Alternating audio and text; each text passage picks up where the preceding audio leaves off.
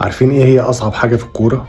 ان قبل الماتش تبقى راضي باي نتيجه، وبعد الماتش تبقى زعلان انك خسرت، لاننا شفنا بعينينا جوه الماتش ان احنا كنا قادرين، كنا قريبين، ان احنا كان ممكن نكسب وكنا نستاهل نكسب. هو ده اللي حصل، عشمنا بزياده وصدقنا فعلا ان احنا هنكسب الارجنتين. فاكرين في الفيديو اللي فات انا قلت ايه؟ انا قلت انا طالب حاجه واحده بس، لما الحكم يصفر والماتش يخلص نخرج من الماتش واحنا راسنا مرفوعه وعاملين كل اللي علينا. هو حصل الحمد لله، خرجنا وراسنا مرفوعه وعاملين اللي علينا. احنا خسرنا قدام الارجنتين بطل العالم، كنا متقدمين عليهم 2-0 لحد الدقيقة 80، ولولا برضو ان احنا حظنا وحش شوية في اصابة امام عاشور وهيثم حسن وخروجهم اثر علينا شوية، بس اللي كان موجود فضل يقاتل لحد اخر دقيقة. ومش بس كده، احنا جبنا جون واتلغى وصدينا ضربة جزاء، بس هي الماتشات بتتحسم بشوية تفاصيل وسياسة النفس الطويل، والارجنتين قدر يحسمها. وكمان عندي اعتراض كبير جدا على التحكيم، حسيت ان كان في ظلم كبير لمنتخب مصر، كان في لقطات فيها شك كبير، خصوصا انا وجهة نظري كان في شك في ضربتين جزاء، واحده لمحمد صلاح واحده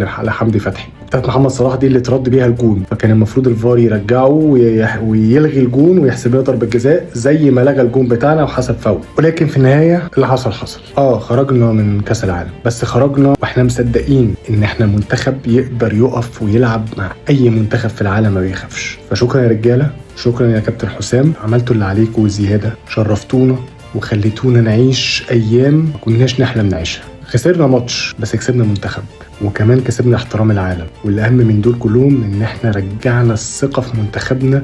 الثقه دي كانت غايبه من سنين طويله، قدر الله ما شاء فعل. ان شاء الله دي مش نهايه، المونديال ده يبقى بدايه الخير جاي ان شاء الله. كل التوفيق لمنتخبنا، شكرا يا رجاله، شرفتونا مره تانية، عملتوا اللي عليكم وزياده. في الاخر ارفع راسك فوق، انت مصري.